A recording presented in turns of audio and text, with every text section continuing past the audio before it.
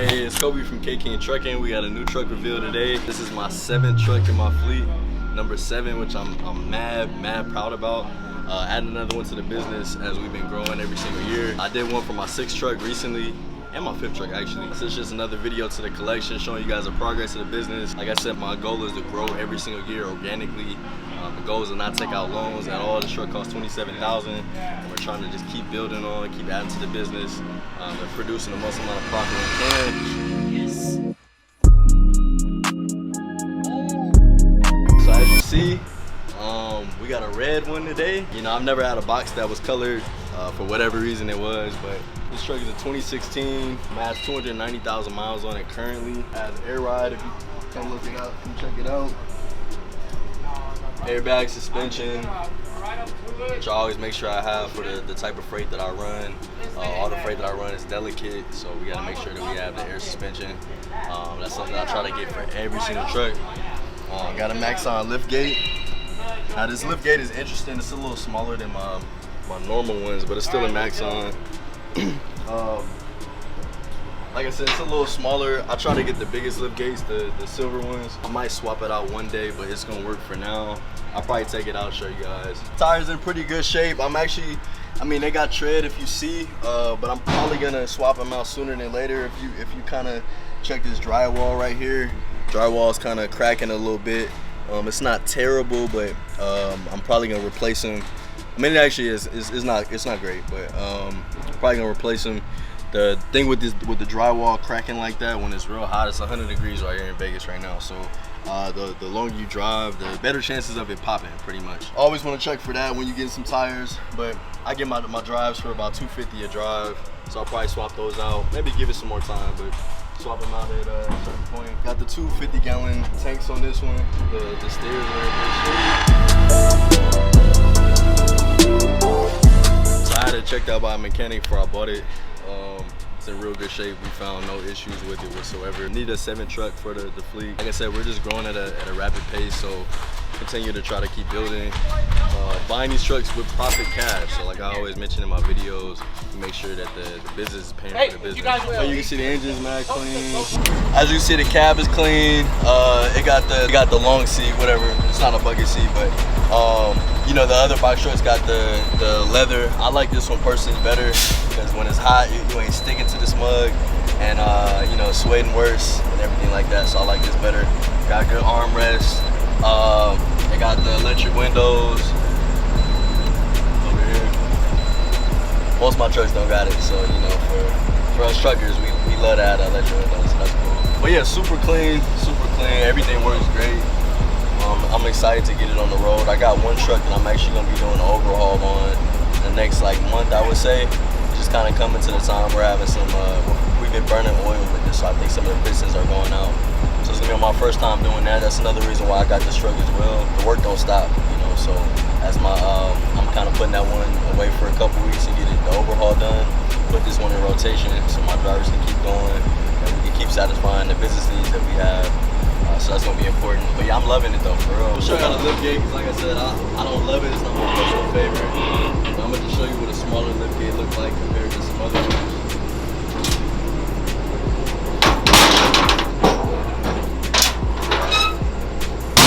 This one is considered a small lift gate. It's a Maxon. It's still, you know, still good enough to work with for the freight that we use. But like I said, I like a bigger version of it. When I started, I tell people like I grew super fast. Like I had 3 trucks my first year, and I regret growing that fast. I didn't know enough about the business. Like, you know, I thought I was just gonna keep printing money just because, you know, I was in one truck, put a driver in the second and the third and stuff like that. But I didn't understand, you know, you gotta also get trucks that are you know, that don't cost too much, and you gotta make sure that the interest ain't too much on the trucks, and you gotta make sure you get good trucks that are gonna last you and everything like that. You gotta make sure you got drivers that you're gonna be able to stick with and not have to rotate all the time. The one thing that I am proud about growing fast and I would say too fast, just the learning lessons that it brought, because I had to learn quick. You know, with the issues that came with trucks breaking down or not being able to keep drivers too long, you know, at first and stuff like that. I had to really just learn on my feet. I stayed in the truck because I had to. I had to make sure that the bills are getting paid. I had to make sure that I could fulfill the work I was doing. I had to make sure that everything at home was good. But yeah, growing too fast is really like, it kept me in the truck. It kept me learning, kept me growing. I wasn't out partying and stuff like that. I was really just working, just nonstop. So that's one thing that I am proud about, because even though I had some tough times for multiple years in the beginning, I still got the trucks to this day, and it just it's helped me get to build up the work that I got with the shippers that I work with and everything like that. Because a lot of times shippers look for companies that have multiple trucks, and they want to see that you have capacity and that you can consistently haul. And the truck don't turn off. Make sure you can consistently haul, and you can make sure that whenever they need something last minute, that you can fulfill the needs of the shipper. And that's been able to be something of a strong suit for me. Just being an owner and everything like that, and being able to put the trucks in multiple places and just build on that. So, I mean, right now I got a 12, I got a 14, I got a 15, I got 3 16s including this one. I think that's 7. But anyways, I like buying my trucks used. Older, I would say. I look at miles. I look at engine hours, how long the truck's been ran. If it's a whole bunch of like idling time and stuff like that, that's important to me. But I don't really care about buying trucks that are new. Like, to be honest, I don't really want a 2020 or newer, to be real. All the trucks do the same things. People want to buy like a newer truck and spend so much more money. But what happens is, a truck could break leaving a lot. A truck could break down just that fast. It could break down the first month you got it. Don't matter if it's new or old. It's all about what the previous owners had did to the truck, worked on the truck, just the type of shape it's in. That's why seeing a mechanic is important when you are getting a truck, and then making sure that you can trust their word and everything like that. But you always gonna have to do work on trucks no matter what. So it's like, I'd rather do work on a truck that's paid off and or isn't super new, because that's gonna be more expensive for insurance. So if you got a 2020 and up, it's gonna be more expensive for insurance. And in this business, where rates aren't as high as they used to be, you got to make sure that your margins are as good as you can. So I'm not saying go buy a 08 or whatever the case, but you do want to make sure that you can have just a cost-effective business in general, just as far as all your expenses go, and what your margins are, versus your cost per mile. So personally, I like buying older trucks. I like staying the 2016. I don't know why I've been rocking with 2016s. I got 3 of them now, but I just feel like that's just a good. I got 4 16s. I got 4 16s. But yeah, I think that's just a good balance for me. But yeah, I like 15, 16, 17.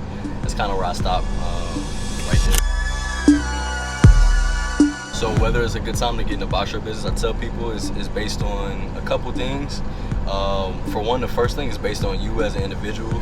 What kind of life you live outside of work. If you have the time to really devote to being in this business. I think people understand that it's not a get rich quick, business or scheme or whatever. Like certain people have kind of, positioned it to be online and make it seem like it is. People that follow me and that follow me on the gram or watch my content, I post a lot about numbers and stuff like that. But this is 4.5 years, almost 5 years in the making of consistency. Of myself, my drivers. And just doing the same things. Like, people that know me, work with me, they know I work in the same industry. I don't do a bunch of different freight. I work with the shippers I work with, and maybe 1 or 2 brokers on a halfway consistent basis. So it's who you are, as if you can see things through.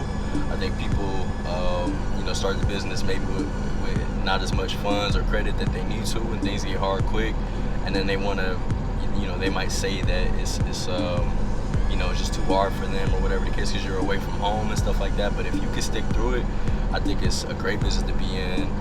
If you're good at talking to people, introducing yourself, because when you get these shippers, that's pretty much how you want to do it.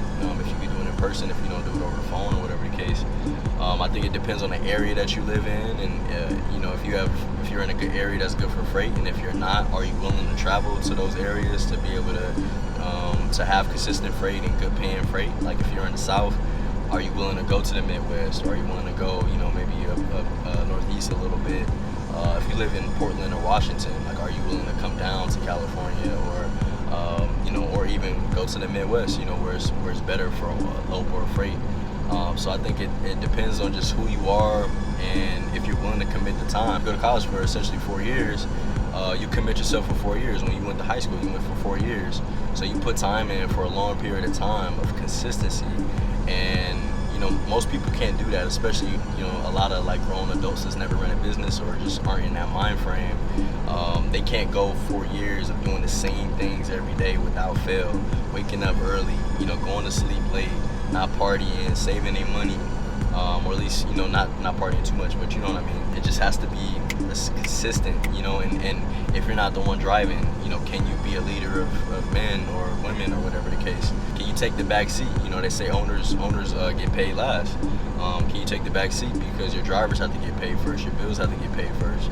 You know, are you good at saving? It's a lot of things that go into it. A lot of things that don't even have to do with the industry is how I feel personally. And then, you know, just the time in, like the longer time period that you're in, more things that happen. You just get a feel for the business. You get a great feel for driving. You get a great feel for hiring drivers. Who's going to be good, who's not going to be. You know, you end up falling into working with shippers or getting contracts, and then building with them, building relationships, and getting better at that, where the numbers are going to increase over time. And I tell people, like, if you don't know what you're doing every day in this business, it's going to be hard to plan around anything. You know, and it starts that way. You never know until you end up booking a load and stuff like that. But like, who wants to live like that? You know, you're everyday person. Like, who wants to wake up and don't know where they're going for the day? Like, my business, we don't live like that. Like, I tell my drivers what they're doing weeks in advance, and I give them days off. I know when they're gonna be off. It's a lot of just preparation and stuff like that. But like, I don't have to drive whatsoever. Like, if I don't want to drive at all, I don't have to drive at all, literally at all. But if I choose to, then I'm gonna choose to. It's just a growth process. But again, like, I put in the time for it. So yeah, long-winded answer, but yeah, that's what I would say. So again, I appreciate y'all watching. It's Kobe from K King Trucking. Make sure you guys keep following my content, watching on YouTube, leaving comments, follow me on Instagram at K King Trucking, where I post all my daily content. If you reach out to me, like if we work together, if I'm doing mentorship with you, like people that work with me and know me and everything like that know that I run a well-oiled machine of a business, you know, and there's a systemized base around it. And everything is done, you know, just in a calculated way. And I try to teach people that that's how you can do the same thing. So keep following on the gram and everything like that. I'm actually going to be doing a challenge. The first time I'm saying this, so the month of October, I'm going to be doing a 30-day challenge over the road. So my goal is to, I'm going to vlog my whole 30 days over the road. I want to say, like, this is whether I'm home or not. So like with the runs I have and the home base I have, a lot of my runs are round trips, so they come back to Vegas and stuff like that. So I get to stop at the house. So I'm gonna be filming that. I'm gonna be filming, you know, whatever I'm doing. At the gym on the road, you know, where I'm dropping it. I'm gonna be filming how much I'm getting paid, my profits. I'm gonna show you guys all my expenses, everything like that. I'm gonna explain, you know, what my trucks are making for me. You know, just everything in general. As an owner operator. I'm gonna break the whole thing down. If I break down on the road, I'm gonna show you how the whole thing. Hopefully we don't, but I'm gonna break the whole thing down. I wanted to make, just like I said, the most transparent content of somebody that has, you know, multiple trucks and has shippers and stuff like that. But you know, who's not afraid to go out and get their hands dirty and do the work too. So that's my goal. I'm gonna start filming, like I said, October 1st. I'm gonna try to do the whole 30 days. It should be out in sometime November. My boy Dav, he gonna edit it. I'm actually going on vacation next week, so I ain't gonna be MIA next week. I'm gonna post on my story. Y'all gonna see a little bit. I'm going to Italy, so that's next Friday. I'll be out there for about a week and a half, so that's gonna be cool. I'm very excited about that. I ain't took a vacation all year, and I just want to show you guys that, you know, if you put in the work, if you make the right decisions, if you go for broke, you know, and if you live, you know, straight and narrow, like, you can really build something. But it takes time, it takes a lot of effort, and I'm living proof of that. So again, appreciate y'all watching. It's Kobe.